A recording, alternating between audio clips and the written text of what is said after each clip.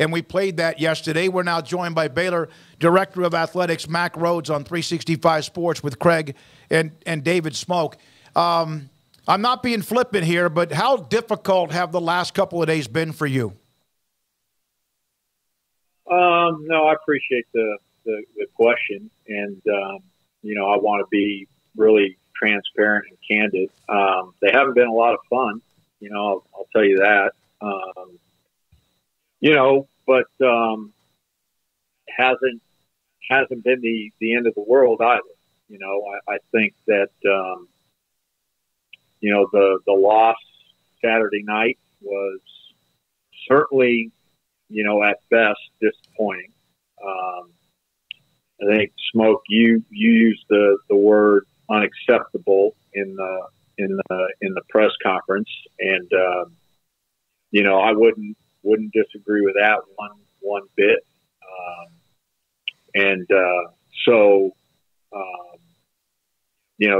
That makes for a very difficult Saturday night, Sunday,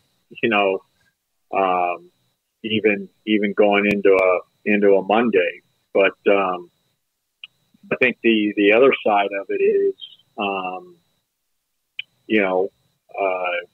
you've been doing this long enough, and I've been doing it for a while. This isn't the first difficult loss in terms of expectations and all of that, and as you begin a season, and so you try to focus, and I think we've been focused on how do you react. When something like that happens, you got to look at it straight in the eyes,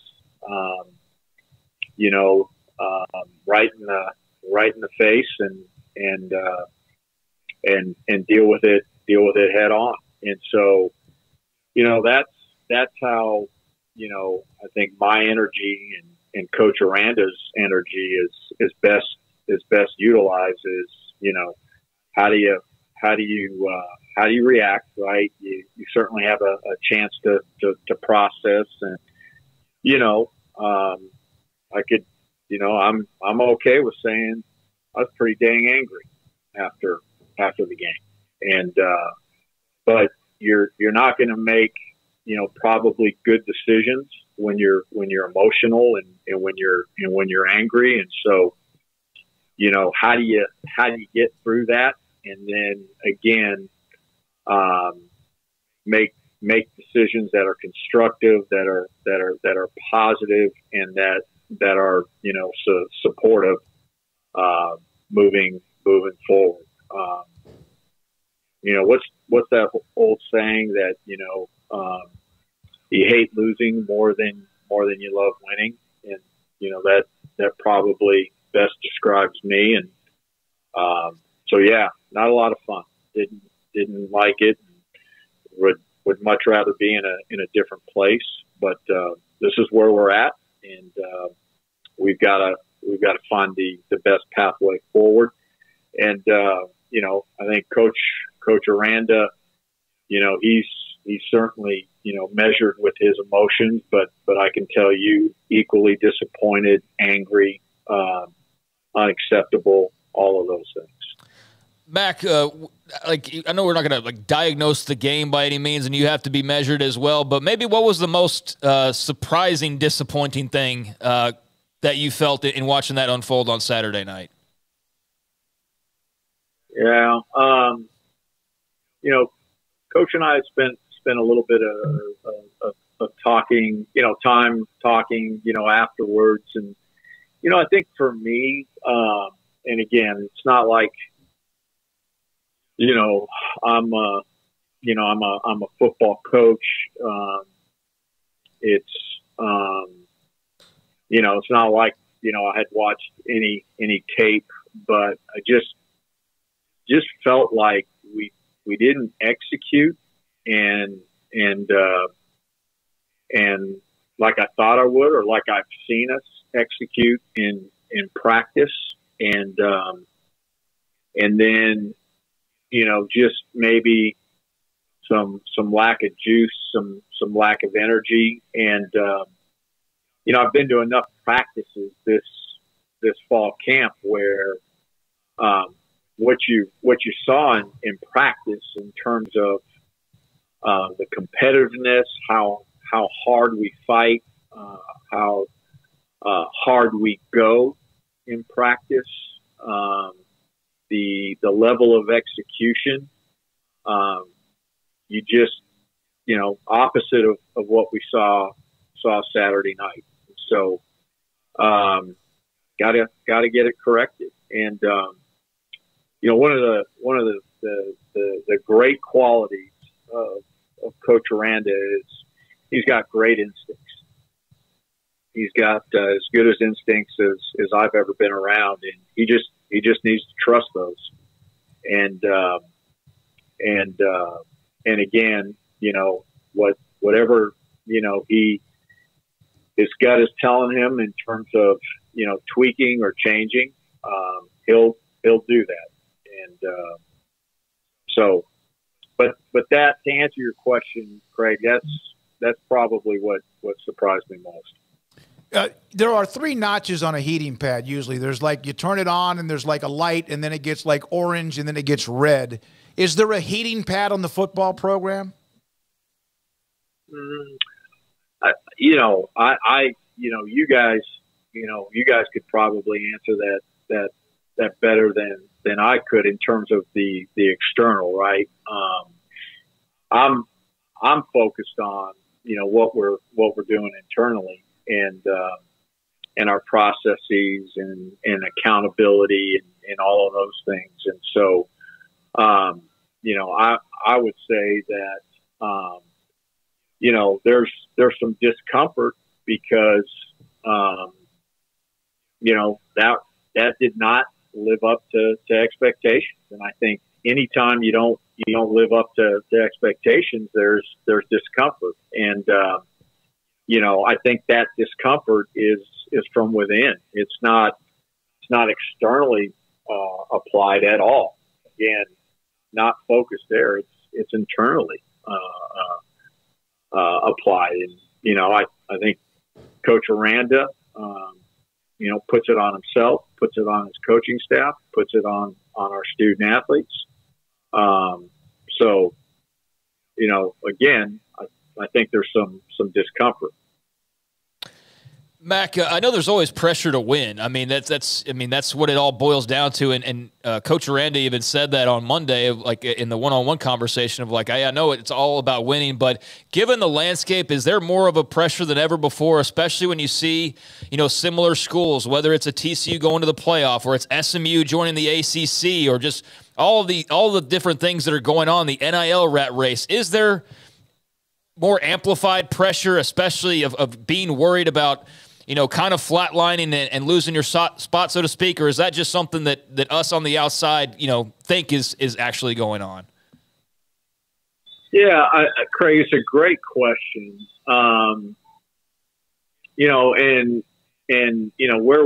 Where we are in terms of college athletics, I do think there's less patience, in terms of winning, and so do I personally feel more pressure? To be honest with you, I try to stay away from that stuff. I try to just, focus on what's going to make us better, what's going to make us great, right? And if that's where you're spending your energy, the rest takes care of it itself. Is there pressure for Baylor football to have a winning season? Yeah, absolutely. Life's much better if we're having a winning football season. Life's much better for this institution, for the university, for our alums, for donations, for enrollments, for sponsorship, for ticket sales. You can go on and on. And so, do we need to win? Yeah, absolutely. We need to win. And, again, Saturday wasn't a great start to this season, but it's one game, and how do we react, right? How do we react? Whether it's Saturday at 11 a.m. or the following weekend versus a Long Island, or the following weekend versus a University of Texas. We still have the opportunity in front of us to have a great season, but it's going to be about how we react, and that certainly began that Saturday right after we walked off the field. Mack, you mentioned donors, et cetera, and there are certain schools that you hear about. It can be almost like very uncomfortable, even if you're winning. Maybe Auburn, maybe at times even Texas, and there's some schools where that involvement is very it's constant. Did you have any kind of conversations? Did anyone from administration or anyone from the donor base contact you and demand something? Absolutely not. Look, I've got complete confidence in Coach Aranda, and it's my job when it's going well, and it's my job when it's difficult to find the best way that I can support him, his staff, our student athletes, so that we can be successful. But no phone calls from anyone. Again, I think there's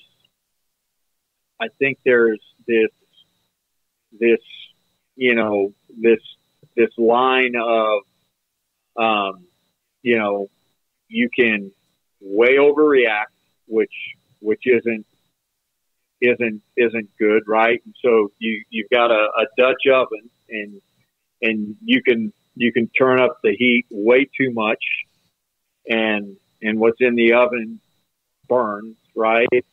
And then you can way underreact as well, and so you underreact, or you put the Dutch oven on too low of heat, then the food just spoils and nothing changes. And so I think finding that right medium in terms of how you react, and focus on the things that you can control.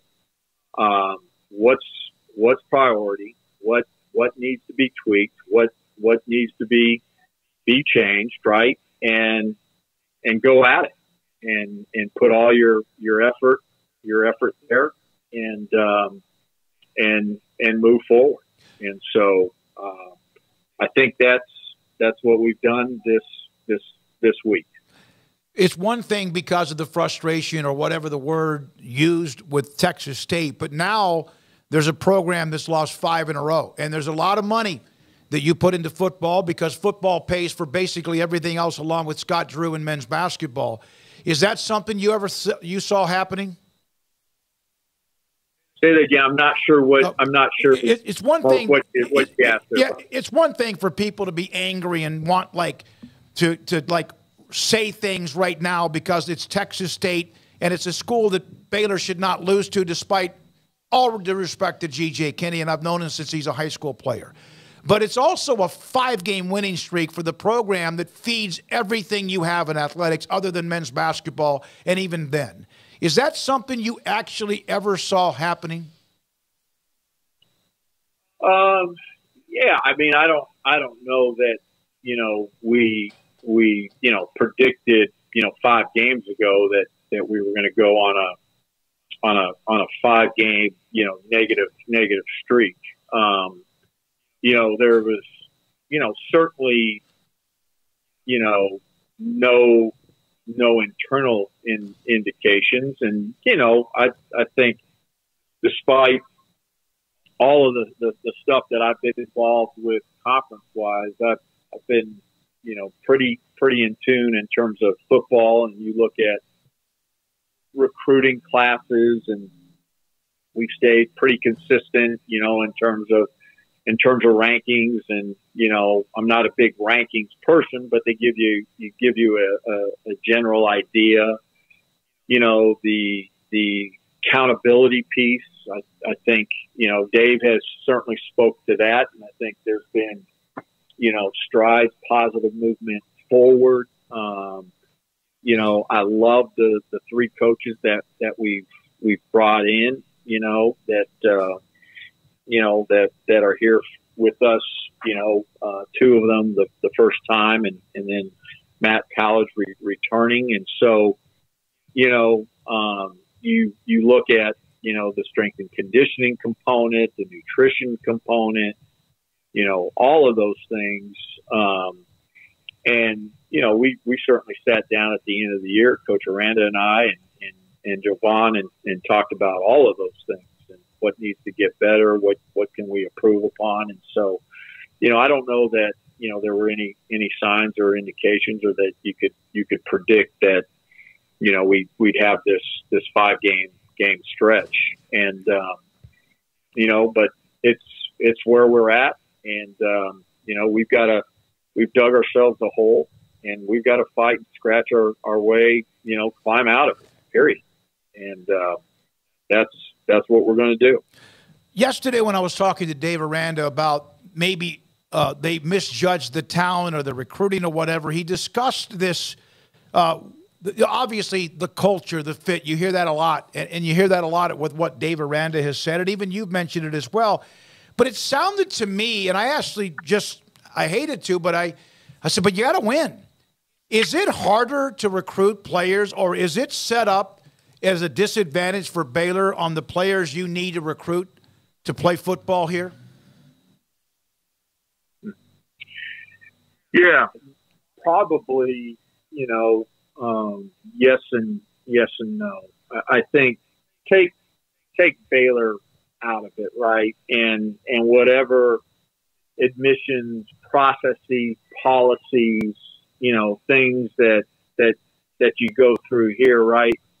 I think we still, there is a type of young person that we're going to recruit, right? We're going to, try to recruit somebody that, has a good heart, somebody that has, great work ethic, somebody that, we know that, will come here and want to get better and really take that serious, that has, great upside. Somebody, that understands that it's not just about themselves, but it's about, also being part of a team and a great teammate. And, certainly, we're not sitting here,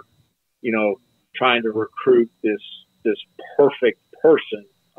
We all know, right, that doesn't exist. And so I think there is a certain type, of young person we're trying to recruit that has these specific and particular, attributes. And, Dave could go into it even deeper than what I'm going into it. And then you have just, some university processes and things that we, need to go through and have to go through. And some of it is, quite frankly, because of what we went through, 8 years ago, 7 years ago, 9 years ago. And so, I don't think that, any of the processes and those things are excuses for not recruiting, at a high caliber. And we've talked about it before, Baylor's not for every, student student athlete. And so,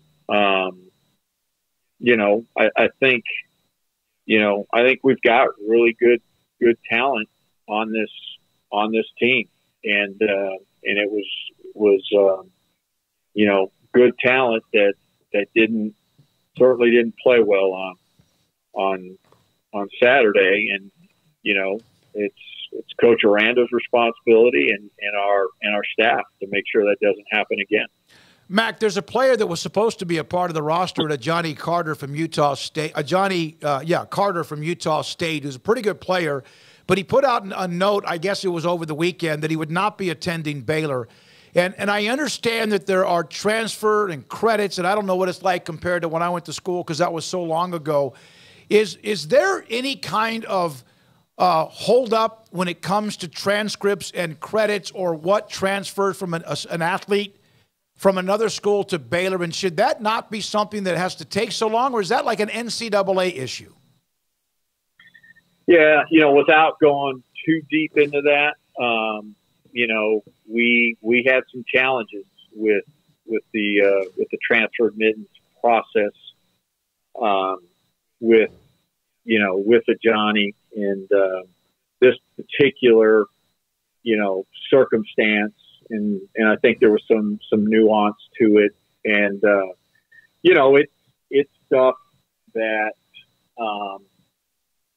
you know, we talk about, and it's stuff that I've talked about, and you know, there's you know, some tweaks I believe that we need to work on as an institution, when we think about, you know, just the whole, you know, new world of transfers, you know, particularly obviously because of the transfer portal and the countable hours, and you know, you have to have a certain amount of hours to be awarded an undergraduate degree from Baylor. And so those are all things that, you know, didn't hit us by surprise. Those are all things that, you know, we're having conversations about. All right, my last question, Mark Harlan, you know him well. You probably spent a lot of hours on the phone with him that week of the Pac-12 and the 3 new schools. He's now a part of the College Football Playoff Committee. How much did you get to know him that week when Utah was on the fence? Yeah, I mean, I've known Mark since I was, you know, the athletic director at the University of Houston, and he was the athletic director at South Florida. So, you know, our relationship goes back, you know, years and years ago. And so, you know, I would describe our relationship as a true friendship. And, you know, obviously, you know, we stayed close and were close throughout the whole conference, you know, discussions and conversations.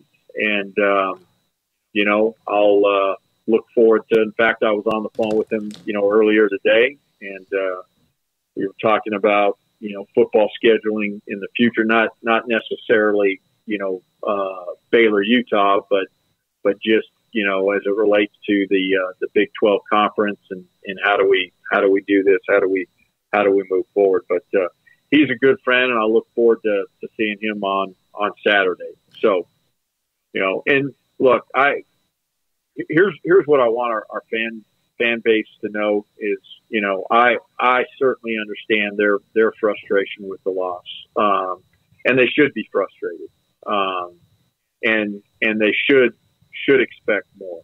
And again, as I said, you know, at the beginning of the broadcast,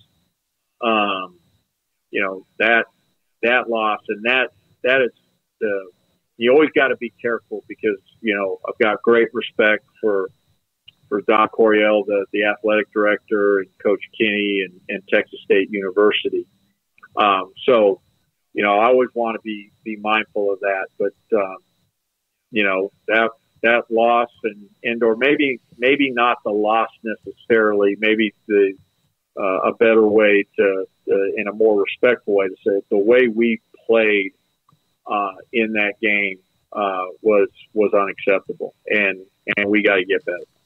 Thanks for your time. We'll see you Saturday. Mack Rhoades, Baylor in Utah, 11 o'clock on Saturday at McLean Stadium. Speaking of that,